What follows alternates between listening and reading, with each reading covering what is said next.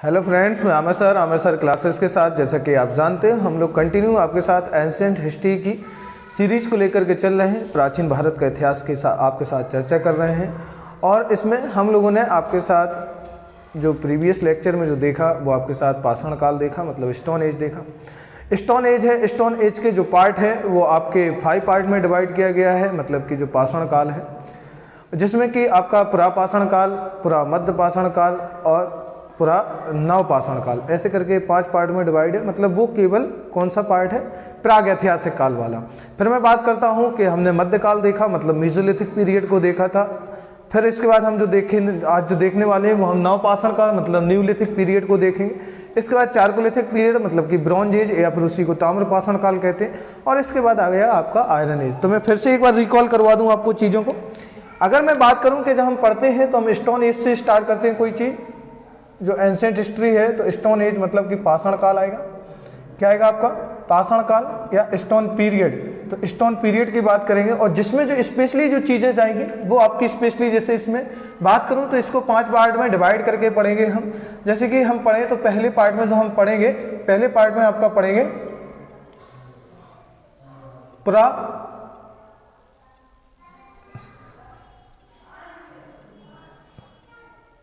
पहले जो पीरियड, पहले जो पढ़ने वाले हैं तो प्राग ऐतिहासिक काल,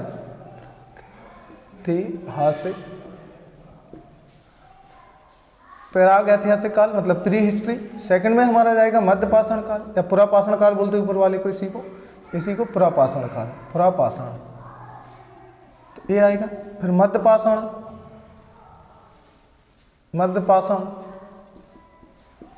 फिर थर्ड वाले में आएगा आपका पाषाण पीरियड।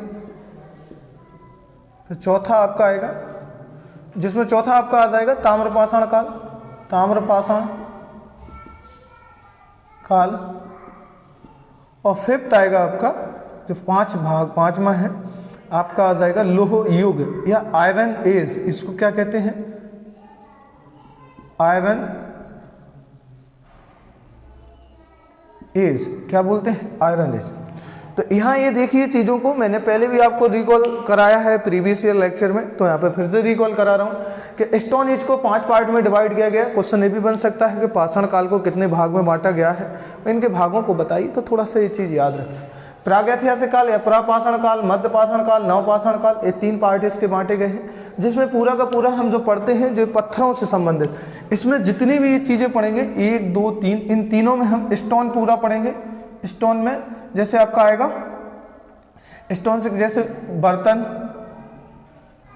औजार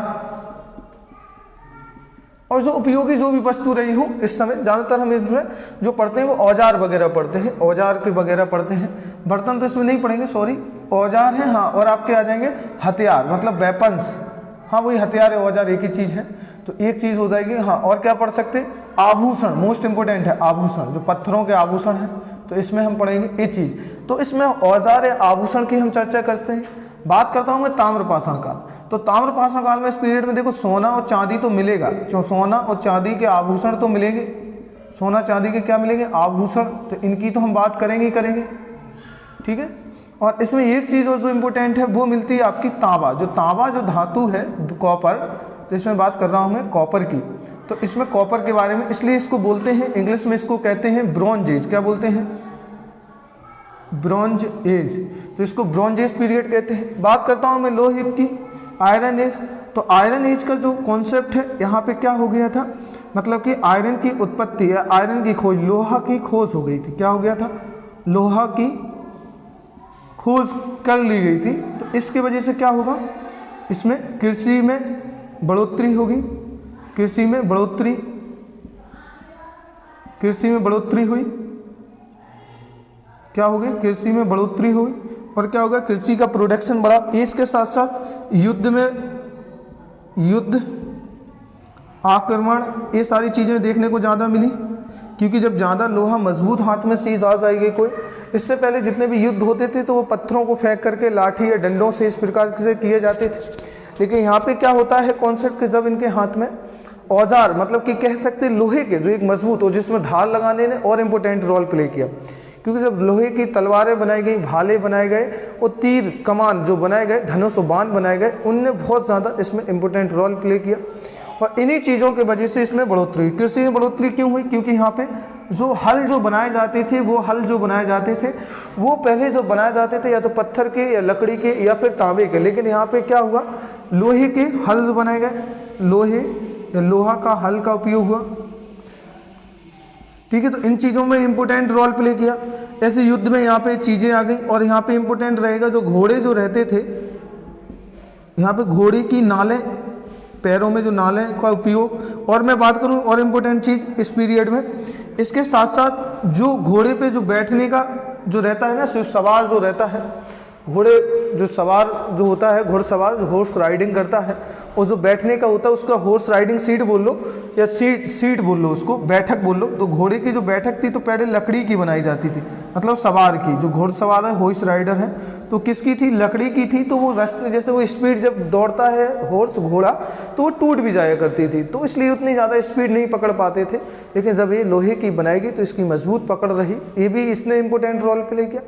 और दूसरा रोल प्ले किया जो पैर जो हम रखते हैं, इस प्रकार से जब घोड़े पे हम बैठते हैं तो ऐसे करके ये होता है, ऐसे ऐसे, तो यहाँ पैर फंसा करके जो बैठते थे तो वो भी उस समय लकड़ी की या चमड़े की होती थी, तो वो स्पीड उतनी नहीं आती थी।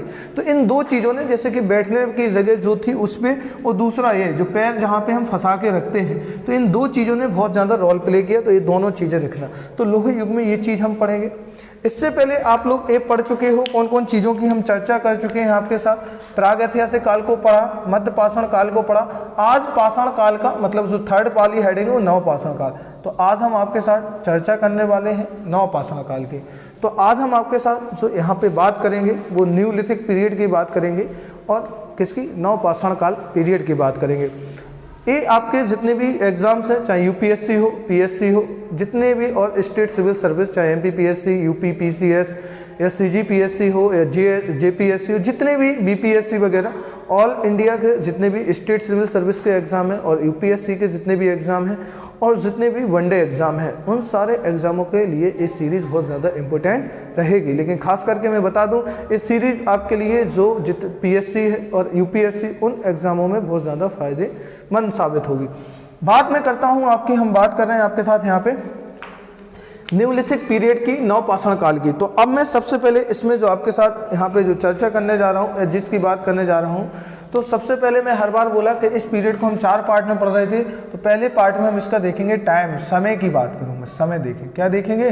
समय की बात करूँगा, समय देखूंगा ये समय कहाँ से कब तक माना जाता है न्यूलिथिक पीरियड को, या न्यूलिथिक जो पीरियड है, नव पाषाण काल है, इस टाइम को कहाँ से कहाँ तक देखा जाता है। तो इसको देखिए आप थोड़ा सा, तो ये देखिए इंपोर्टेंट है। 10,000 से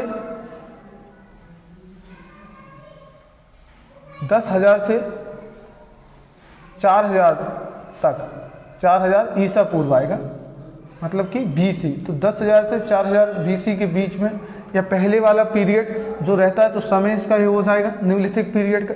मैं दूसरी बात करता हूँ उसके दूसरे पॉइंट की, तो टाइम भी याद रखना है इतना ज़्यादा, लेकिन अलग अलग बुकों में टाइम अलग अलग दिया हुआ है, उस पर इतना बहस नहीं करना हमें समय को लेकर के, क्योंकि इतिहासकारों में भी मतभेद है, बहुत ज़्यादा कंट्रोवर्सी उन इतिहासकारों में, किस टाइम को हम यहाँ पे फिक्स करें, किसको न लें। तो ऐसे करके उसमें 2-4 साल इधर का उधर है, हिस्ट्री में समय का कोई इतना ज़्यादा मतलब वो नहीं रहा, एक एवरेज हम कह सकते हैं लगभग ऐसा रहा होगा।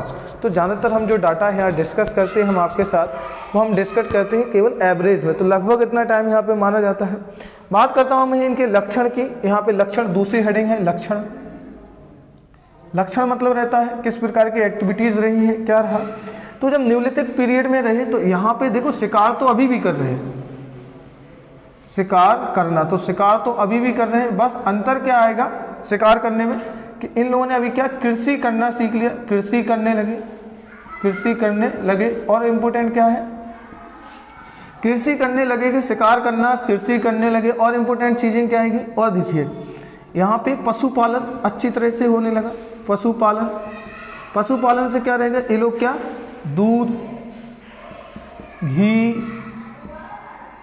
ये सब चीज़ों का भी उपयोग करने लगे, दूध है, घी है, इन सब चीज़ों का उपयोग। और देखिए और क्या इंपॉर्टेंट रहेगा, यहाँ पे जो हमें इंपॉर्टेंट चीज़ें देखनी है वो सारी की सारी चीज़ें यहाँ पे देखने को मिलेगी। अगर मैं बात करूं यहाँ फसल की, तो फसल में ये लोग जैसे कि गेहूं, जौ, चावल,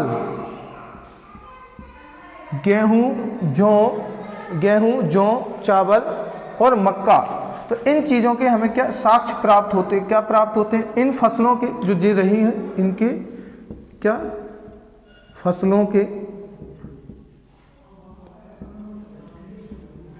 साक्ष्य प्राप्त होते हैं। तो ये चीज़ों के साक्ष्य मिलते हैं। तो इन चीज़ों यहाँ पे मैंने बोला पशुपालन कृषि करने लगे, मतलब कृषि की शुरुआत हो गई जिन फसलों में गेहूं, जौ, चावल, मक्का मिला। अब बात यहाँ पे इम्पोर्टेंट जो आती है, जो आपको इसमें जो पॉइंट देखना है, जो एक्टिविटीज़ देखनी है, जो इम्पोर्टेंट है, बात करता हूँ मैं उसकी। बात करता हूँ कि इनने सबसे पहले किस फसल का उपयोग किया। तो सबसे पहले जो फसल का उपयोग किया जौ का। तो सबसे पहले उपयोग तो किसका किया, तो आंसर होगा आपका जौ। उपयोग का मतलब है कि इसको कृषि के रूप में या एग्रीकल्चर के रूप में जो उपयोग किया वो आपका क्या है, वो जौ रहेगा। अगर मैं बात करूं यहाँ पे कि सबसे पहले किस फसल का उपयोग खाने के रूप में किया, तो सबसे पहले जिस फसल का उपयोग किया खाने के रूप में तो वो गेहूं का। तो सबसे पहले खाने के रूप में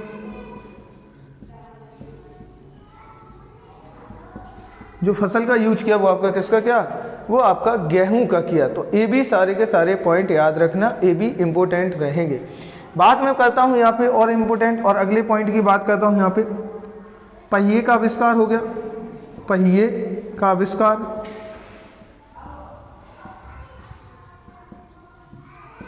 आग का उपयोग सीख गए। आग की देखो जानकारी प्राप्त होना उपयोग थे, लेकिन यहाँ पे और अच्छी तरह से चीज़ों का उसमें और ज़्यादा क्या हुई, बढ़ोतरी, आग का उपयोग आने लगा। ठीक है, कह सकते हो यहाँ पे मिट्टी के बर्तन वगैरह जो चीज़ों के है, जिसे हम कहते हैं कुंभकारी का ज्ञान। कुंभकारी मतलब जो कुम्हार रहते हैं मिट्टी के बर्तन बनाना, चाहे वो आपकी मतलब कि हांडी हो जिसे हम पतीली की कहते हैं, चाहे वो आपका कह सकते हो जैसे कि चूल्हा जो रहता है, इन चीज़ों का उपयोग, इस सब चीज़ें छोटी छोटी जो घरेलू रसोई में यूज होती हैं, बहुत सारी चीज़ों के साक्ष्य भी मिलते हैं। तो यहाँ पे कुंभकारी का यूज सीख गए। कुंभकारी का क्या हो गया, का ज्ञान। तो इतनी चीज़ें इनके लक्षण में आपको लिखनी है, ये चीज़ें इंपॉर्टेंट रहेगी। मैं बताऊँ क्वेश्चन सबसे ज़्यादा यहाँ से पुटअप होते हैं कि सबसे पहले किस फसल का उपयोग किया। उपयोग करने का मतलब है एग्रीकल्चर के रूप में इन्हें प्रयोग किया था। क्या किया था, एग्रीकल्चर के रूप में, कृषि के रूप में उस चीज़ का प्रयोग किया, तो वो किया था आपका जौ का। अगर मैं बात करूं खाने के रूप में सबसे पहले किस फसल का उपयोग किया, तो वो किया था, वो आपका किया था गेहूं का। किसका किया था, गेहूं का उपयोग किया था। तो इम्पोर्टेंट है, ये सारी चीज़ें आप बहुत अच्छी तरह से लिखना, नोट्स बनाते जाइएगा, तो सारी चीज़ें बहुत अच्छी तरह से क्या होगी, क्लियरिफाई होते जाएंगे। बात करता हूँ मैं अगली नेक्स्ट हेडिंग की, औजार की बात करूँ। तीसरा आपका आएगा क्या, औजार। देखो औजारों में यहाँ पे बढ़ोतरी होगी, क्या होगी, औजारों में बढ़ोतरी हो जाएगी। यहाँ पे और सख्त औजार मिलेंगे, स्लेट पत्थर के औजार मिलते हैं। क्या मिलते हैं, और एकदम मजबूती, और उनको स्लेट पत्थर के औजार। तो यहाँ पे औजार जो मिलते हैं, हथियार जो मिलते हैं, स्लेट पत्थर के औजार हमें उपयोग यहाँ पे देखने को मिलते हैं। यहाँ पे ये मत कह देना ये सारे के सारे जितने भी औजार थे या जितने भी हथियार थे, जो भी वेपन्स यहाँ पे प्राप्त हुए हैं, वो सारे के सारे वेपन्स पत्थर मतलब स्टोन है, क्योंकि इस पूरे पीरियड को स्टोन एज कहा है। इसलिए मैं ये मिटाया नहीं हूँ, सामने आपको लिखा हूँ कि आप इसको आराम से क्लैरिफाई कर सको। आभूषण भी प्राप्त हुए हैं पत्थरों के, तो ये भी चीज़ आप यहाँ पे रखना। यहाँ पे ये लोग जो यूज करते थे हथियार के रूप में, हाथी के दांत है या जो मतलब बारहसिंगा है या हिरन है, उनके सींगों का भी उपयोग मतलब कि औजार के रूप में, हथियार के रूप में उपयोग करते थे। साथ साथ और इम्पोर्टेंट बताऊं कि उनके जो हाथी के सींग है या फिर हाथी के दांत हैं, बारहसिंगा के सींग है या फिर हिरन के सींग है, और भी नुकीले जिन जानवरों के दांत होते हैं, उनका ये उपयोग औजार के साथ साथ आभूषणों में भी उपयोग ये क्या करते थे। तो ये सारी चीज़ें इनकी यहाँ पे देखने को मिलती हैं। तो औजार में इतना ज़्यादा नहीं है, आराम से वही सब चीज़ें हैं जो पहले देखते आ रहे हैं। अब मैं बात करता हूँ जो इम्पोर्टेंट है, इसकी मैं बात करता हूँ स्थलों की। ठीक है, तो मैं ये वाला देखो यहाँ पे ये मिटा रहा हूँ, ये आप लिख लीजिएगा। मैं थोड़ा हट रहा है, इसका स्क्रीनशॉट ले लीजिए आप। ठीक है, तो मैं इसको मिटा रहा। तो मैं ये साफ की देता।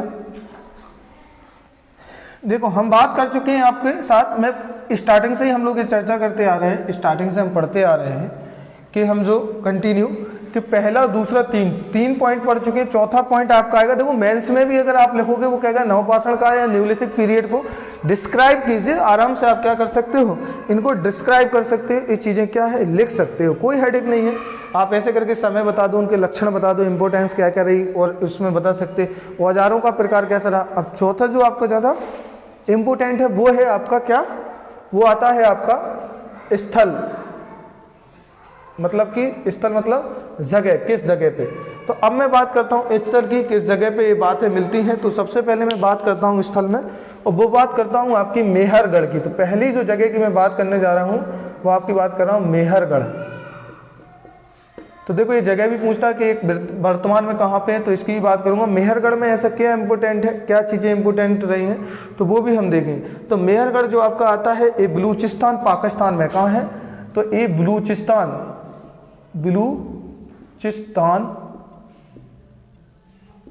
पाक, बलूचिस्तान, तो पाक का जो बलूचिस्तान है वहाँ पे मेहरगढ़ पड़ता है। बात करूँ मेहरगढ़ क्यों इंपॉर्टेंट है इस स्थलों के रूप में, मतलब नवपाषाण काल पीरियड के हिसाब से, तो मैं बता दूं यहाँ पे सबसे चीज़ें यहाँ पे जो मिलती हैं वो मिलती हैं यहाँ पे सबसे पहले कृषि के साक्ष्य मिलते हैं। क्या मिलते हैं, कृषि के साक्ष्य प्राप्त हुए हैं, कृषि के साक्ष्य प्राप्त हुए। तो कृषि के साक्ष्य प्राप्त हुए, जिन कृषि के साक्ष्यों में और जो इंपॉर्टेंट चीजें हैं कितनी के 7000 ईसा पूर्व, मतलब 7000 BC पुराने साक्ष्य हैं। कितने हैं, 7000 BC पुराने साक्ष्य, पुराने एविडेंस है। अब बात आती है इसमें सबसे पुराने जो साक्ष्यों में किस फसल के साक्ष्य सबसे पुराने हैं, मतलब बात आती है इस समय पे जो फसल थी, जो उत्पादन किया जाता था किस चीज़ का, ऐसा तो कृषि के साक्ष्य तो मिलते ही हैं यहाँ पे। और इम्पोर्टेंट यहाँ पे जो मिलता है सबसे पहले देखो यहाँ जो साक्ष्य मिलते हैं वो आपको मिलते हैं चावल के, किसके मिलते हैं, चावल के साक्ष्य। तो चावल के कृषि, ये चावल के साक्ष्य, तो चावल की कृषि के साक्ष्य सबसे पहले मिले हैं। बात करता हूँ यहाँ पे एक चीज़ के और साक्ष्य मिले, पालतू जानवर। तो यहाँ पे जो पालतू जो जानवर था जो यूज किया जाता था जिसका जानवर पालने में, तो भैंस, तो यहाँ पे भैंस का जो बफेलो है उसका यूज यहाँ मिला है, बफेलो भैंस। तो यहाँ पे मेहरगढ़ में इतनी बातें आपको याद रखनी है। सबसे पहले क्वेश्चन क्या कि मेहरगढ़ कहाँ, बलूचिस्तान पाकिस्तान में है। कृषि के साक्ष्य प्राप्त हुए, किस कृषि की, किस चीज़ को लेकर के, ये 7000 वर्ष 7000 BC पुराने हैं। चावल के साक्ष्य मिले हैं, पालतू जानवर जो मिला है हमें यहाँ से क्या मिला है, वो हमें मिला है यहाँ से भैंस, तो भैंस के रूप में यहाँ मिल रहा है। मैं दूसरे पॉइंट की बात करता हूँ, पहला हो गया। सेकंड वाला देखिए लाहुरा देव, लाहुरा देव, लाहुरा देव आपका संत कबीर नगर, संत कबीर नगर, संत कबीर नगर जो है वो आपका यूपी उत्तर प्रदेश में है। कहाँ पे है, उत्तर प्रदेश यूपी में है। और ये आता है आपका गोरखपुर डिस्ट्रिक्ट में, किस में आता है, गोरखपुर डिस्ट्रिक्ट में। तो उत्तर प्रदेश के गोरखपुर डिस्ट्रिक्ट में संत कबीर नगर है जहाँ पे लाहुरा देव है। अब इसकी इंपोर्टेंस क्यों है, यहाँ पर भी मैं बात करूँ तो यहाँ पर भी कृषि एवं चावल के साक्ष्य मिलते हैं। तो यहाँ पर भी क्या है, कृषि एवं चावल के साक्ष्य, तो क्या मिले, चावल के साक्ष्य प्राप्त हुए हैं। अब बात आती है इनका, अगर मैं समय की बात करूं तो ये कितने 8000 BC, तो 8000 वर्ष पुराने हैं। कितने हैं, 8000 वर्ष पुराना इनके साक्ष्य है। तो इनकी ये बात करूं तो ये इम्पोर्टेंट हो जाएगा। अब दिक्कत ये होती है कि अब सर आप ये पूछोगे कि सर ये बताइए अगर ऑप्शन में मेहरगढ़ भी आता है और ऑप्शन में लाहुरा देव भी आता है और दोनों ऑप्शन में आते हैं, तो सर हम टिक किसको करेंगे, मतलब कि अगर दोनों ऑप्शन में है तो दोनों में से हम मतलब कि जो टिक करने जाएंगे तो वो किसको करेंगे।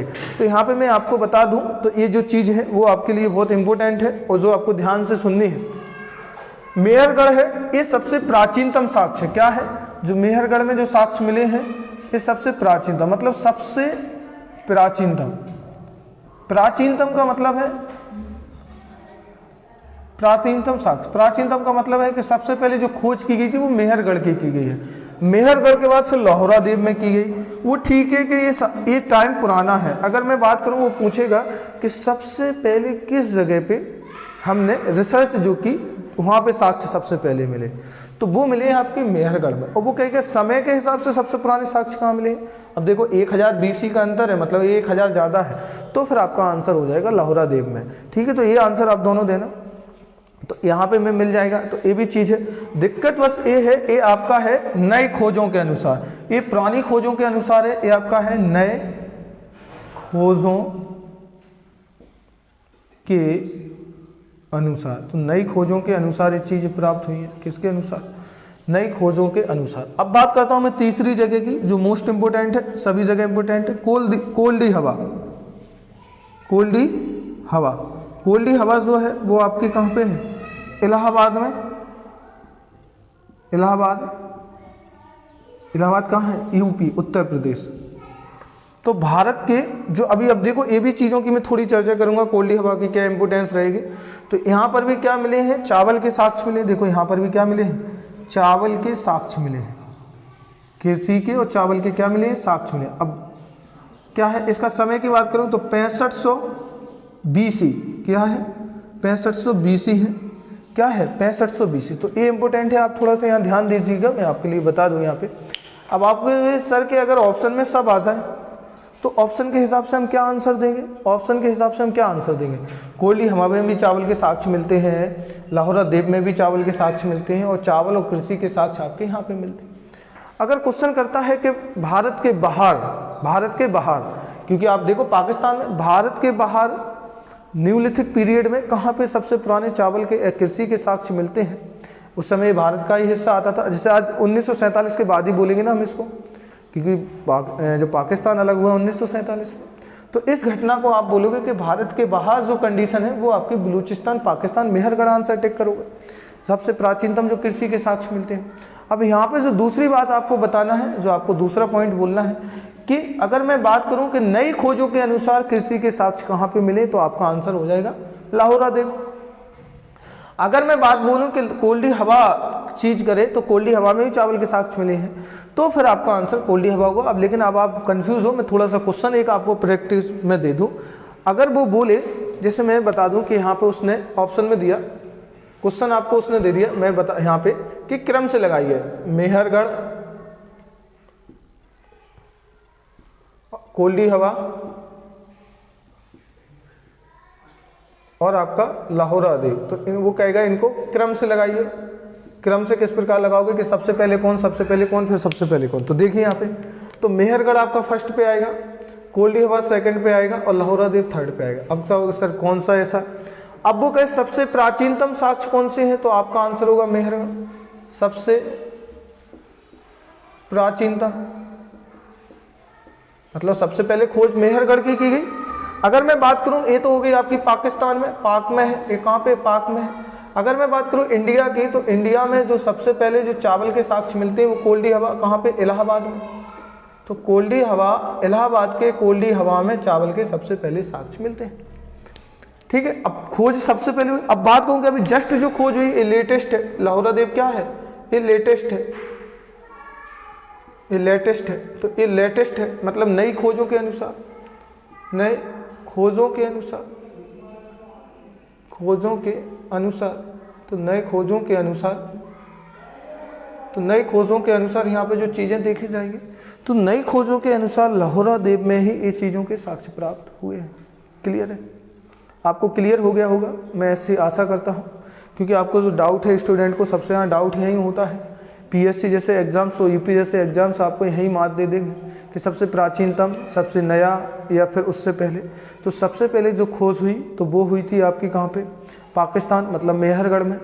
फिर बात करूँ कि फिर खोज किसकी हुई थी, तो चावल के साक्ष्य फिर खोज हुई थी आपकी कोल्डी हवा, इलाहाबाद में। तो जो अभी जस्ट अभी जो मिला है ये तो अभी 8000 BC, क्योंकि अब हमें पता चला कि ये तो और उससे पुराने भी साक्ष्य है। ठीक है, इन दोनों से भी पुराना है, लेकिन दिक्कत यह है कि इनकी खोज अभी लास्ट में की गई है, तो इसलिए इसको इस प्रकार से डिवाइड किया गया है। ठीक है, अब मैं बात करता हूँ, तो 1 2 3 देख लिया, चौथा की बात करता हूँ मैं।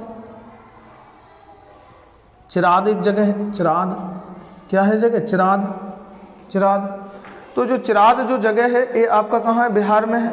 सारण बिहार कहाँ पे है? तो सारण जो जगह है, सारण बिहार में आती है। तो देखो सारण बिहार में ये जगह, अब बात ये इम्पोर्टेंट क्यों है? सारण बिहार में इसमें है यहाँ पे हड्डियों के उपकरण मिले हैं। क्या मिले हैं? हड्डियों के उपकरण। उपकरण मतलब औजार। हड्डियों के उपकरण मिले हैं। हड्डियों के क्या मिले हैं? औजार मिले हैं। हड्डियों के उपकरण, तो हड्डियों के उपकरण मिले हैं मतलब कि क्या मिले हैं? औजार मिले हैं हड्डियों के। हड्डियों के औजार, तो हड्डियों के औजार मिले हुए हैं, तो उपकरण मिले हुए हैं, तो ये इम्पोर्टेंट हो जाएगा आपके लिए। क्या हो जाएगा? तो ये चीज़ आपके लिए बहुत ज़्यादा इम्पोर्टेंट हो जाएगी। तो ये सारी चीज़ें आप क्लैरिफाई करके देखना। क्लियर है? ये चीज़ें हमने देख ली और ये मैं जानता हूँ आप उनसे सेटिस्फाई भी हो गए। अब मैं आगे बढ़ता हूँ, ये आप लिख लेना, मैं इसके लिए आगे बढ़ता हूँ।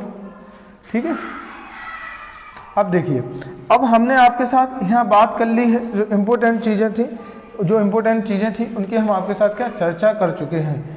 ठीक है, इनकी हम आपके साथ क्या कर चुके हैं? बात कर चुके हैं। और यहाँ पे आपका क्या डाउट जो है वो आपका क्लियर भी हुआ होगा। क्या होगा? कि जो डाउट है वो आपका क्लियर भी हुआ होगा। अब मैं बात करता हूँ आगे। तो यहाँ आपने समय देखा, लक्षण देखे, औजार का टाइप देखा और आपने क्या स्थल देखा। इसमें कुछ और स्थल है जो इम्पोर्टेंट है, जो आपको ध्यान से देखने हैं। अभी बात स्थल की ही चल रही है। बात करता हूँ मैं कश्मीर की। किसकी बात मैं करता हूँ? कश्मीर की। और कश्मीर में दो जगह है जो आपको बहुत ध्यान से देखनी है। एक है आपकी बुर्ज़होम। क्या है? बुर्ज़होम। और दूसरी है आपकी गुफा कराल। गुफा कराल। देखो, तो बुर्ज़होम और गुफा कराल में कश्मीर है। जो कश्मीर में ये दो जगह है। क्वेश्चन सीधा यही आ जाता है कि बुर्ज़होम कहाँ पे है। जैसे पूछ लेगा चिराग कहाँ पे, या कोल्डी हवा कहाँ पे, लाहौरा देव कहाँ पे, तो ऐसे करके क्वेश्चन आपको पुटअप कर देगा। एक तरफ दे देगा आपको डिस्ट्रिक्ट मतलब कि जगह के नाम पूछ लेगा, और एक तरफ उसके मतलब पूछ लेगा ये जगह कहाँ पर है। तो ये जगह भी आपसे आराम से पूछ लिया जाता है एग्जाम में। अब मैं बात करता हूँ इन दोनों की। वो पूछ लेगा कि बुर्ज़होम कहाँ पे है या गुफा कराल। क्वेश्चन पुटअप होना यहीं से हो जाते हैं। अब मैं बात करता हूँ आपके साथ बुर्ज़होम की। बुर्ज़होम का मतलब है, यहाँ पे सीधा मतलब है, बुर्ज़होम का पहले मतलब बता दूं, मीन्स क्या है? जन्म स्थान। बुर्ज़होम का मतलब क्या है? जन्म स्थान। मतलब यहाँ पे क्या है कि जो संस्कृति है यहाँ पे देखने को मिलती है, इस संस्कृति का, इस चीज़ का यहाँ पे हमें क्या मिलता है? तो जन्म स्थान देखने को मिलता है। यहाँ पे क्या क्या एविडेंस मिली? तो एविडेंस देखो क्या है। ठीक है, यहाँ पे जो लोग थे, लोग गड्ढों में रहा करते थे। लोग गड्ढों में रहा करते थे, तो ये आप कह सकते हो। तो यहाँ के लोग जो थे ज़मीन में एक गड्ढा बना करके अपना निवास स्थान बनाए थे। तो लोग यहाँ के गड्ढों में रहा करते थे। यहाँ पे अगर मैं बात करूँ तो शिकार में, ये शिकारी तो थे, ये चीज़ इम्पोर्टेंट है। शिकारी थे, और शिकार में क्या करते थे? मछली और प्लस चावल का उपयोग। तो खाने के रूप में अगर मैं बात करूं तो शिकारी लोग थे यहाँ के, और ये लोग मछली और चावल के ज़्यादातर उपयोग करते थे। तो ज़्यादातर इनका खान पान जो था मछली और चावल का था। अगर मैं बात करता हूँ अगले पॉइंट की, ये कब्र मिली। यहाँ पे क्या मिली? ये कब्र। और कब्र में क्या मिलता है? कब्र में मालिक प्लस कुत्ता। मालिक और कुत्ता दोनों का मतलब, मालिक एक मतलब ओनर होगा और उसका एक कुत्ता होगा, पालतू जानवर होगा कुत्ता, जो उसको मतलब काफ़ी प्रिय होगा। तो इन दोनों के साक्ष्य मतलब इन दोनों के जो शव हैं, शव मतलब जो डेड बॉडी जो मिली, उनका जो कंकाल मिला है वो एक ही कब्र में मिला है। क्या मिला है? एक ही कब्र में मिला। ये क्वेश्चन सबसे ज़्यादा एग्जामों में पूछा गया है आपका, कि किस जगह पर मालिक और कुत्ता एक ही कब्र में जानवर और मानव के, इंसान के साक्ष्य मिले हैं। तो वो आपके बुर्ज़होम में मिली है। जो कब्र है, मालिक और कुत्ता एक ही शव है, एक ही कब्र में एक प्राप्त हुआ है। तो ये सारे पॉइंट बहुत इंपॉर्टेंट है, एग्जाम पॉइंट ऑफ व्यू से सारे के सारे इंपॉर्टेंट है, और ये सारी चीज़ें आपको बहुत अच्छी तरह से याद भी करनी है और देखना भी है। अब मैं बात करता हूँ गुफा कराल की। गुफा कराल का मतलब है कुम्हार का चाक या कुम्हार। गुफा कराल का मतलब क्या है? कुम्हार का चाक या कुम्हार की गुफा, ऐसा कहा जाता है। क्या कहा जाता है? कुम्हार की गुफा। ये मीन्स इसका कभी कभी एग्जामों में मीन्स भी पूछ देता है, क्या मतलब है इनका? तो कुम्हार की गुफा। तो गुफा कराल में कुम्हार की गुफा या कुम्हार का चाक ऐसा बोला जाता है। और इसमें स्पेशली दो चीज़ें मिलती हैं, जिसमें कृषि के साक्ष्य मिलते हैं। और पशुपालन मिलता है। क्या मिलता है? कृषि के साक्ष्य मिलते हैं, पशुपालन मिलता है। तो आपने ये देखा, जैसे ये 4 जगह देखी, 5th नंबर की आपने देखी कश्मीर, तो ये 5 जगहों से इनके साक्ष्य प्राप्त होते हैं, किसके? न्यूलिथिक पीरियड के। और जो एग्जाम पॉइंट ऑफ व्यू से यहाँ पे प्री के क्वेश्चन बहुत ज़्यादा पटअप होते हैं, प्री के क्वेश्चन बहुत ज़्यादा यहाँ पे एग्जाम में पूछता है, तो ये चीज़ें बहुत ज़्यादा आपको ध्यान से देखनी है। मैं ठीक है, एक तरह पूरा ये आप सब लिख लीजिए, नोट कर लीजिए अच्छी तरह से, ठीक है। तो ये आप नोट कर लीजिएगा, मैं इसको साफ किए देता। अब आगे हम इसकी बात करते हैं। देखो, अभी हम बात कर रहे थे ये जितनी जगहों की बात की, अभी हमने बात की नॉर्थ इंडिया की। अब साउथ इंडिया में भी, मतलब कि जो दक्षिण भारत है, उसमें भी इन चीज़ों के कुछ साक्ष्य मिलते हैं, कुछ साक्ष्य प्राप्त होते हैं दक्षिण भारत में। तो वो भी हम उनकी चर्चा हम आपके साथ कर रहे हैं, यहाँ पे करने जा रहे हैं। तो देखिए यहाँ पे दक्षिण भारत में, तो बात करूँ मैं दक्षिण भारत की, तो अगला आप या तो 6 पॉइंट करके डाल लेना स्थान के रूप में, या दक्षिण भारत में। तो दक्षिण भारत में ये जगह कहाँ पे मिली? दक्षिण भारत में, ठीक है। तो क्या है, अगर मैं बात करूं आपसे यहाँ दक्षिण भारत में, तो दक्षिण भारत में जो इंपॉर्टेंट चीजें रहेगी जो हमें बात करनी है, तो दक्षिण भारत में जो स्पेशल डिस्ट्रिक्ट आता है वो आता है आपका कर्नाटक। तो कर्नाटक में इन सब चीज़ों के क्या साक्ष्य मिले हैं? क्या मिले हैं? कर्नाटक में इन चीज़ों के बहुत ज़्यादा साक्ष्य मिले हैं, और जो चीज़ें मिली हैं बहुत ज़्यादा इंपॉर्टेंट है वो, तो उनकी मैं पहले आपसे यहाँ पे बात कर लूँ, ठीक है। यहाँ ये फेमस क्यों है? यहाँ पे ये फेमस इसलिए है, एक तो है यहाँ पे कृषि के लिए, किसके लिए? कृषि के साक्ष्य, कृषि के साक्ष्य, और दूसरे जो मिले हैं यहाँ पे कब्रों के साक्ष्य, कब्रों के साक्ष्य। अब दोनों की मैं बात करता हूँ। पहले मैं बात करता हूँ यहाँ पे कब्रों के साक्ष्य की, पहले पॉइंट में कोई भी लिख लो, उससे कोई फर्क नहीं पड़ता। कब्रों के साक्ष्य, देखो कब्रों के साक्ष्य जो यहाँ पे जो कब्र जो मिली है वो क्या रहता था, इस प्रकार से एक गड्ढा बना दिया जमीन में, ठीक है। तो यहाँ पे जो डेड बॉडी जो रहती थी ऐसे रख दिए थे डेड बॉडी को, रखने के बाद इसके ऊपर एक बड़ा सा पत्थर, क्या? ये पत्थर। तो यहाँ पे एक अलग से ये सिस्टम देखने को मिला है कि कब्रों को ढांकने के लिए, जो बंद करने के लिए एक बड़े से पत्थर का या स्टोन का यूज करते थे। क्या करते थे? एक बड़े से पत्थर का उपयोग करते थे। तो ये जो प्रथा, जो ये इनका कल्चर जो देखने को मिलता है वो केवल कहाँ पे मिलता है? कर्नाटक में मिलता है। कहाँ पे मिलता है? कर्नाटक में मिलता है। और कर्नाटक के किस किस जगह पे मिलता है? तो मैं बात करूँ, मास्की है, ब्रह्मगिरी है। तो जगह कौन कौन सी है? मास्की, ब्रह्मगिरी प्लस मास्की है, ब्रह्मगिरी है, और मैं बात करूं यहाँ पे संगन कल्लू है। क्या है? संगन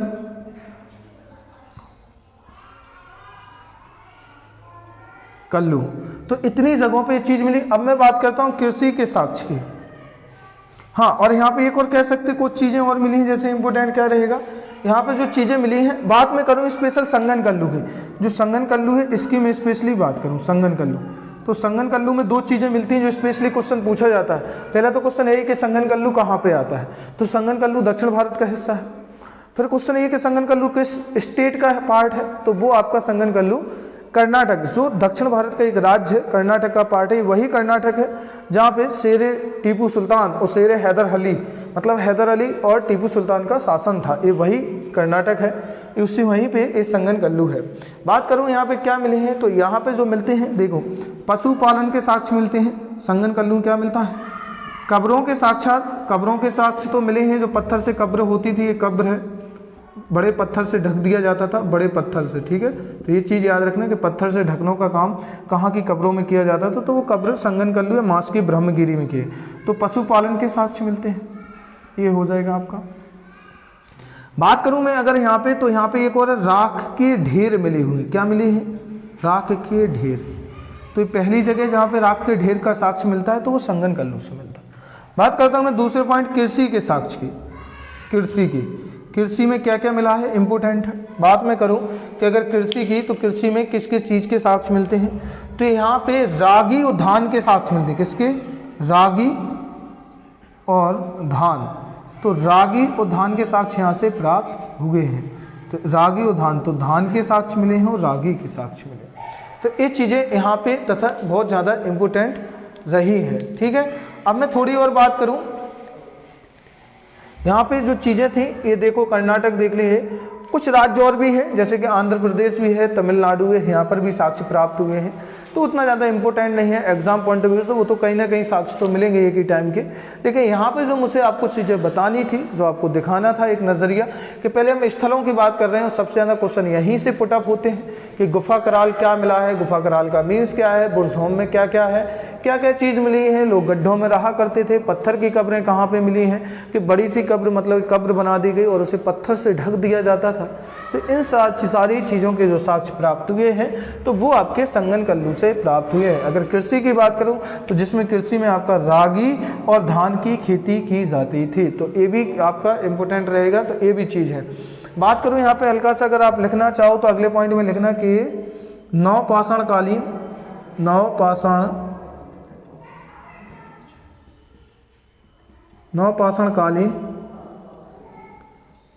साक्ष्य।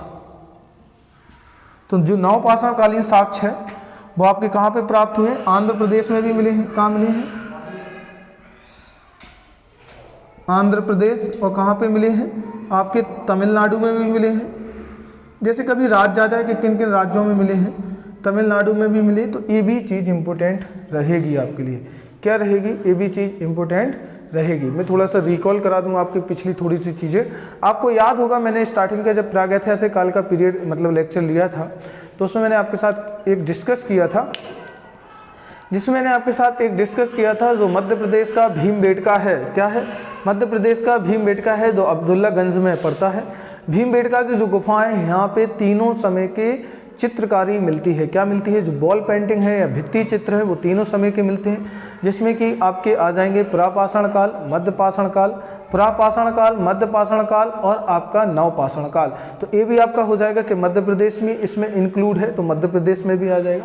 अगर मैं बात करूं औजारों की, तो जो आपका सोहन घाटी है उत्तर प्रदेश की मिर्ज़ापुर, तो मिर्ज़ापुर की सोहन घाटी में तीनों समय के मतलब पुरापाषाण काल, मध्यपाषाण काल और नवपाषाण काल, तीनों समय के हथियारों के मतलब औजारों के भी साक्ष्य मिलते हैं। तो इनमें आपका उत्तर प्रदेश भी शामिल है। तो यहाँ पे मैं लिख दूँ आपका, तो कौन कौन से डिस्ट्रिक्ट हो जाएंगे? देखो यूपी, तो यूपी का कौन सा आएगा? सोहन घाटी।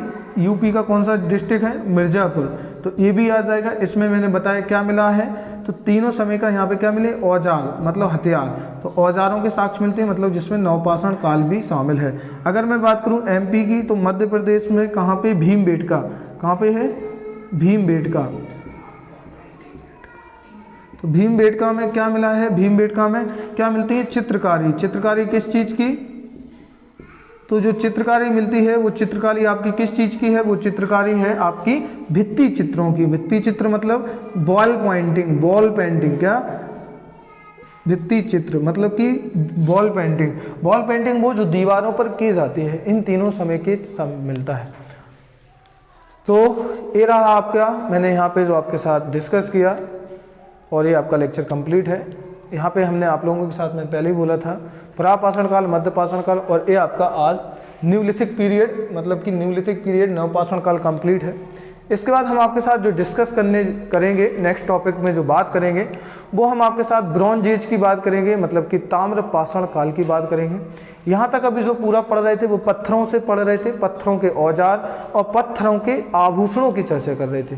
अब यहाँ पे जो एंट्री होती है, जो यहाँ पे चीज़ें हमें प्राप्त होंगी, वो हमें प्राप्त होने वाली है क्या? ताम्र मतलब तांबा। तो तांबा धातु का यहाँ पे आगमन हो जाएगा। या फिर ऐसा भी क्वेश्चन आपसे पूछ लिया जाता कि विश्व की सबसे पहले धातु या किस धातु का हमें ज्ञान सबसे पहले हुआ, तो तांबा का सबसे पहले हमें ज्ञान हुआ। तो ब्रॉन्ज एज को हम बहुत अच्छी तरह से पढ़ेंगे यहाँ पे, और ब्रॉन्ज एज में यहाँ पे हम देखेंगे किस प्रकार से एग्रीकल्चर में बढ़ोतरी हुई, इन सब चीज़ों में बढ़ोतरी हुई, आभूषण में भी क्या है मतलब बहुत ज़्यादा बदलाव आया। तो ऐसे ही कंटिन्यू लेक्चर हम लोग आपके लिए लाते रहेंगे। तो यहाँ हमने देखा आपके साथ एक टॉपिक कंप्लीट हुआ न्यूलिथिक पीरियड के साथ। यहाँ मैं आप लोगों से रिक्वेस्ट करना चाहूँगा कि ज़्यादा से ज़्यादा अपने मित्रों फ्रेंडों के साथ जो प्रिपरेशन कर रहे हैं और ना भी कर रहे हो, जो अभी इसमें चीज़ें देखना चाहते हैं, इंटरेस्ट लेते हो कि अपना कुछ नया जानने का, तो उनको ज़रूर शेयर कीजिए। ज़्यादा से ज़्यादा दोस्तों के साथ इनको शेयर करें और अपने मित्रों के साथ शेयर करें। ज़्यादा से ज़्यादा लेक्चरों को इन लेक्चरों के या इन सीरीज के बारे में लोगों को बताएं, और लाइक कीजिए, कमेंट कीजिए, और अगर कोई भी प्रकार का कोई डाउट है तो मुझसे ज़रूर पूछिए। कोशिश करूँगा मैं आपसे उन डाउट को आपको या उनका आंसर देने के लिए। तो मिलते हैं हम लोग नेक्स्ट लेक्चर में। Okay, thank you.